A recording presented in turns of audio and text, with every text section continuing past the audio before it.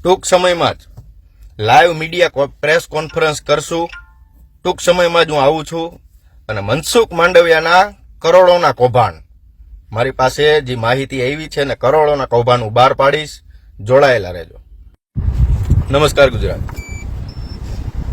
મનસુખભાઈ માંડવિયાના કરોડોના કૌભાંડો ટૂંક સમયની અંદર એટલે માની લો ને કે 48 થી 62 કલાકની અંદર પોરબંદર લોકસભા અને તમામ લોકોની સામે હું લાવવાના છે. આ તૈયારી અમારી કમ્પ્લીટ છે. જામકંડોળાની ધરતી ઉપર જ્યારે પ્રોગ્રામ થયો ત્યારે જયેશભાઈ ખુલ્લીને બોલ્યા હતા કે સમાજના તાકાતવર આગેવાનોને આગળ મોકલવા અને સમાજના જે તાકાતવર આગેવાનો હોય ને એને આગળ ચાન્સ આપવો, આવું જયેશભાઈ કીધું હતું. તો હું પોરબંદર લોકસભાની અંદર કે રાજકોટ જિલ્લાની અંદર કોઈ એવો તાકાતવર વાળો આગેવાન જ ન મળ્યો ભારતીય જનતા પાર્ટીને. ત્યાં ભાવનગરથી આવા કૌભાંડી 2 કોડીનાઓને આયાત કરીને પોરબંદર લોકસભાની અંદર મૂકવામાં આવ્યા. કરોડોના કૌભાંડ છે મનસુખ માંડવિયાના. બધા એમ કે છે કે નથી, ના છે ને ઓલું છે ને તે છે ને. ટૂંક સમયમાં તમારી સામે આવશે મીડિયા દ્વારા તમામ કૌભાંડો પેપર સહિત. તો આ આપણા સમાજે વિચારવાની બાબત છે.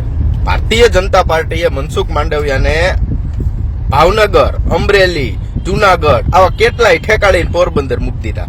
કોઈ સમાજનો એવો તાકાતવર આગેવાન જ નહોતો. ધડુક પરિવારે કેટલે મથીને સેવા કરી. કોરાટ પરિવાર છે, રાદડિયા પરિવાર છે, આપણે ગોંડલમાં નવા ચહેરા, સમાજના તાકાતવર યુવાન નવા ચહેરા આપણે અલ્પેશભાઈ ઢોલરિયા છે, એમને ટિકિટ દ્યો. પણ ક્યાંક ને ક્યાંક ખીચડી રંધાઈ રહી છે, ક્યાંક ને ક્યાંક મનસુખને છાવરવામાં આવી રહ્યા છે, ક્યાંક ને ક્યાંક ગમે ધાણા જીરું નાખવાનું ભૂલાઈ ગયું છે. એટલા માટે આ કાર્યક્રમો થઈ રહ્યા છે. પણ જનતા ટૂંક સમયમાં મનસુખ માંડવિયાના તમામ કૌભાંડો, તમામ કરોડોના તમારી સમક્ષ અમે લાવશું. જય સરદાર. નમસ્કાર ગુજરાત. લોકશાહીમાં 1.5 કરોડ પટેલોનું સ્વાગત છે અને બાકી રહેતા સમાજનું તો ભાવભર્યું સ્વાગત છે. ચૂંટણી પંચ દ્વારા જે બેનરો મારવામાં આવ્યા હતા એની ઉપર ફરિયાદ દાખલ થઈ છે. ભારતીય જનતા પાર્ટીએ એના લેટર પેડ ઉપર ફરિયાદ આપી છે. બરોબર. આ ભારતીય જનતા પાર્ટીને એમ છે કે મારા નેતાઓએ, અમારી પાર્ટીના ઘરના નેતાઓએ આ કાર્યક્રમ કર્યો છે એવી બધી ભારતીય જનતા પાર્ટીને અંદરો અંદર બીક આલે છે. અને બની ગજેરાને અત્યારે આખી પોલીસથી માંડીને બધા ગોતે છે. એટલે ભાઈ મારો શું વાક? સ્થાનિક ઉમેદવાર માગ્યો ઈ મારો વાક? આ 7 વિધાનસભાની જનતાનો અવાજ બનીને ઈ મારો વાક? એટલી વસ્તુ યાદ રાખજો. તમે બધા પૂછો છો બની ગજેરા એરે કોણ છે ને બની ગજેરા કેના ભેગો છે. 7 વિધાનસભાની અંદર ઘરે બની ગજેરા ઉભા થાય છે. હજી તમને નથી ખબર. અને અમે કોઈ તમારી એવી કમળની પાર્ટીથી બી નથી ગયા. અત્યાર સુધી ભાજપમાં જ હતા અને હજી ભાજપમાં જ છે. પણ આ તમારી દૂરનીતિનો તમે જે પ્રયોગ કરો છો ને, અમે એના વિરુદ્ધ લડીશું. મનસુખભાઈ માંડવિયાની અત્યારે પત્રિકાઓ બહાર પડે છે. વોટ્સઅપ ગ્રુપ કે સોશિયલ મીડિયામાં કે મીડિયાની અંદર પણ પત્રિકાઓ બહાર આવે છે. અને એમાં એના સનિષ્ઠ કાર્યકર્તાઓ એવું કહે છે કે મનસુખભાઈ માંડવિયા ગુજરાતની પહેલી 3 નંબરની ક્રમમાં લીડમાં આવશે. આવું મનસુખ માંડવિયાના કાર્યકર્તાઓ કરે છે. તો મારા વાલા પ્રેમીજનો, સ્નેહીજનો અને મારા વાલીડા કાર્યકર્તાઓ, તમારા બધાઈની એટલી કેમ ફાટે છે અમારાથી? મનસુખ માંડવિયા જીતે છે, મનસુખ માંડવિયા 5 લાખની લીડ કાઢે છે, કેમ ફાટે છે? આ સ્થાનિકોનો રોષ છે, આ સ્થાનિક મતદાતાઓનો રોષ છે. મનસુખ માંડવિયાને આજે પણ સ્વીકારવામાં નહીં આવે અને કાલે પણ સ્વીકારવામાં નહીં આવે. અમારે તો અમારી પોરબંદર લોકસભાની અંદર કા રાદડિયા પરિવાર જોઈ, કા કોરાટ પરિવાર જોઈ, ને કા ભરત બોકરા જોઈ, ને કા ધડુક પરિવાર જોઈ. તમારા જેવા કમલ ગઠેલા 2 કોડીના ભાવનગરથી આવીને અહીંયા આવીને ચૂંટણી લઈ જાય, તમારા બાપની ધોરાજી છે. આ કોઈ દિવસ સહન કરી લેવામાં નહીં આવે. અને તમારામાં જેટલી તેવડ હોય ને, એટલી તેવડ અજવાવા માંડજો.